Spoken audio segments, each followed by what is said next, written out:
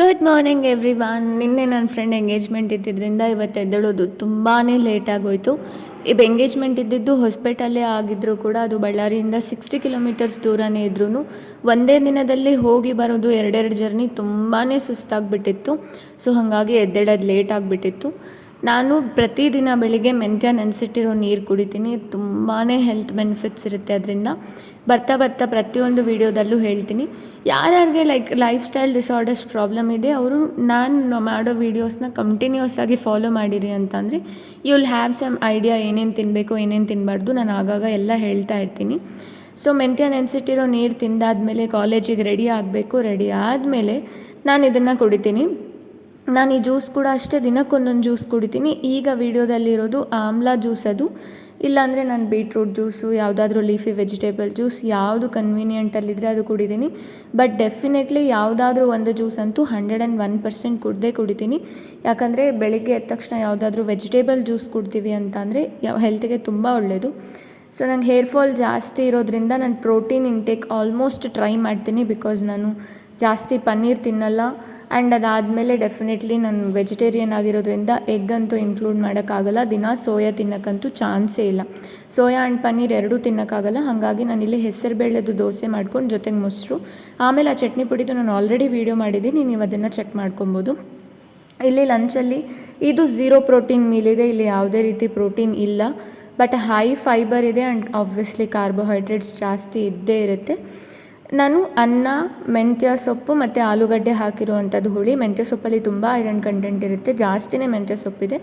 ಅದಾದಮೇಲೆ ಟೊಮೆಟೊ ಉಪ್ಪಿನಕಾಯಿ ಜೊತೆಗೆ ನಾರ್ಮಲ್ ಸಾರಿದೆ ವಿತ್ ಸಮ್ ತುಪ್ಪ ಅಷ್ಟೇ. ಇಲ್ಲಿ ನೀವು ಹೇಳಿ ಯಾರ್ಯಾರು ನನಗೆ ಆಲೂಗಡ್ಡೆ ಮತ್ತು ಮೆಂತ್ಯ ಸೊಪ್ಪಿನ ಪಲ್ಯ ಮಾಡ್ಕೊಂಡು ತಿಂತೀರಿ. ಬಿಕಾಸ್ ನಾನು ತುಂಬ ರೇರಾಗಿ ನೋಡಿದ್ದೀನಿ ಯಾರಾದರೂ ಆಲೂಗಡ್ಡೆ ಮತ್ತು ಮೆಂತ್ಯ ಸೊಪ್ಪಿನ ಪಲ್ಯ ಮಾಡ್ಕೊಂಡು ತಿಂದಿರೋರನ್ನ. ಮೊದಲು ತಟ್ಟೆಗೆ ಯಾವತ್ತೇ ಆಗಲಿ ಊಟ ಹಾಕೋಬೇಕಾದ್ರೆ ಒಂದು ಸ್ವಲ್ಪ ಉಪ್ಪು ಹಾಕ್ಕೊಳ್ಳಿ ಅಥವಾ ಯಾವುದಾದ್ರೂ ಸಾಧನೆ ಹಾಕ್ಕೊಳ್ಳಿ. ಅದಾದಮೇಲೆ ಅನ್ನ ಹಾಕ್ಕೊಳ್ಳಿ. ಸೀದಾ ಖಾಲಿ ಪ್ಲೇಟಿಗೆ ಯಾವತ್ತೂ ಅನ್ನ ಹಾಕ್ಕೊಳ್ಳೋಕ್ಕೆ ಹೋಗಬೇಡಿ. ನಾ ಯೂಶ್ವಲಿ ಜಸ್ಟ್ ಸಾಧನೆಯ ಪಲ್ಯ ಅನ್ನ ಆ ಥರನೇ ಹಾಕ್ಕೊಂಡೆ. ಎಷ್ಟೊಂದು ಕಮೆಂಟ್ಸ್ ಬರ್ತಾಯಿತ್ತು ಸ್ವಲ್ಪ ಉಪ್ಪು ಹಾಕ್ಕೊಳ್ಳಿ ಸ್ಟಾರ್ಟಿಂಗಲ್ಲಿ, ಅದಾದಮೇಲೆ ತಿನ್ನಿ ಅಂತ.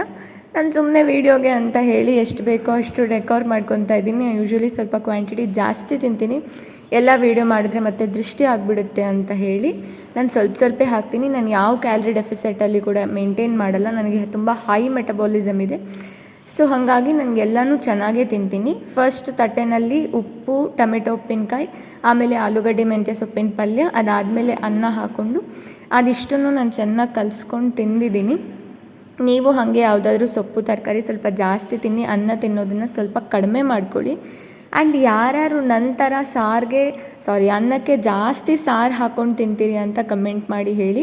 ನಮ್ಮ ಮನೇಲಿ ಯಾರು ನನ್ನಷ್ಟು ಆಳಕ ತಿನ್ನಲ್ಲ, ನಾನು ಒಬ್ಬಳೇ ಅಡ್ಡ ಹುಟ್ಟಿರೋದು ಅಂತ ಅನಿಸುತ್ತೆ. ಎಲ್ಲರೂ ಗಟ್ಟಿಗೆ ತಿಂತಾರೆ, ನಾನೊಂದೇ ಸ್ವಲ್ಪ ಅನ್ನ ಹಾಕ್ಕೊಂಡು ಜಾಸ್ತಿ ಸಾರು, ಜೊತೆಗೆ 101% ನನಗದು ಬಾಡಿಸ್ಕೊಳ್ಳೋಕ್ಕೆ ಏನಾದರೂ ಇರಲೇಬೇಕು. ಸಾರು ಎಷ್ಟೇ ಟೇಸ್ಟ್ ಇರಲಿ, ಯಾವುದೇ ಸಾರಾಗಿರಲಿ, ನನಗೆ ಐದರ್ ಉಪ್ಪಿನಕಾಯಿ ಇರಬೇಕು, ಇಲ್ಲಾಂದರೆ ಚಟ್ನಿ ಪುಡಿ ಇರಬೇಕು, ಇಲ್ಲಾಂದರೆ ಈ ಥರ ಯಾವುದಾದ್ರೂ ಒಂದು ಪಲ್ಯ ಕಂಪಲ್ಸರಿ ಇರಬೇಕು. ಇಲ್ಲಾಂದರೆ ತಿನ್ನಬೇಕು ಅಂತ ಅನಿಸಲ್ಲ. ಅನ್ಫಾರ್ಚುನೇಟ್ಲಿ ಮೊಸರು ತಂದಿದ್ದಿಲ್ಲ, ನನ್ನ ಮನೇಲಿ ಮರ್ತು ಬಂದಿದ್ದೀನಿ. ಆ್ಯಂಡ್ ರಾತ್ರಿ ಡಿನ್ನರ್ಗೆ ಅಂತ ಚಪಾತಿ ಮತ್ತು ಬೇಸನ್ ಕರಿ ಮಾಡಿರೋದು. ಇಲ್ಲಿ ಕೂಡ ನಾನು ಹೈ ಪ್ರೋಟೀನ್ ಸೋರ್ಸ್ ಇನ್ಕ್ಲೂಡ್ ಮಾಡಿದ್ದೀನಿ. ನನ್ನ ನೋಡಿದ್ರೆ ಯಾರೂ ನಂಬಲ್ಲ ನಾನು 3 ಚಪಾತಿ ತಿಂತೀನಿ ಅಂತ. Here is the proof. ನಾನು ಡೆಫಿನೆಟ್ಲಿ 3 ಚಪಾತಿ ತಿಂತೀನಿ. ನೀವು ತಿನ್ನಿರಿ. ಇದು ಬೇಸನ್ ಕರಿ, ಇದ್ರದ್ದು ಕೂಡ ಆಲ್ರೆಡಿ ವಿಡಿಯೋ ಇದೆ. ಯಾರಿಗಾದರೂ ಮಾಡಬೇಕು ಅಂತ ಅನಿಸಿದ್ರೆ ನೀವು ಹೋಗಿ ಅದನ್ನು ಒಂದು ಚೆಕ್ ಮಾಡ್ಕೋಬೋದು. ಇನ್ನು ರಾತ್ರಿ ಊಟ ಎಲ್ಲ ಆದಮೇಲೆ ಮಾವಿನಕಾಯಿ ಸೀಸನ್ನಲ್ಲಿ ಮಾವಿನಕಾಯಿ ಸೀಕರಣೆ ಏನಾದರೂ ಬಿಡಲಿಕ್ಕಾಗುತ್ತಾ? ಸೊ ಹಾಗಾಗಿ ಇದು ಸೀಕರಣೆ ಸ್ವಲ್ಪ ಅದು ತೋತಾಪುರಿ ಆಗಿರೋದ್ರಿಂದ ಲಿಕ್ವಿಡ್ ಕಂಟೆಂಟ್ ಜಾಸ್ತಿ ಇದೆ. ನಿಮ್ಗೆ ಯಾವ ಥರ ಸೀಕರಣೆ ಇಷ್ಟ ಅಂತ ಹೇಳಿ ನನಗೆ ಕಮೆಂಟ್ ಮಾಡಿ ಹೇಳಿ. ಆ್ಯಂಡ್ ಬೆಲ್ಲದ ಸೀಕರಣಿನ, ಸಕ್ಕರೆ ಸೀಕರಣಿನ ಅದನ್ನು ಹೇಳಿ. So thanks for watching. ಮುಂದಿನ ವೀಡಿಯೋದಲ್ಲಿ ಮತ್ತೆ ಸಿಗ್ತೀನಿ.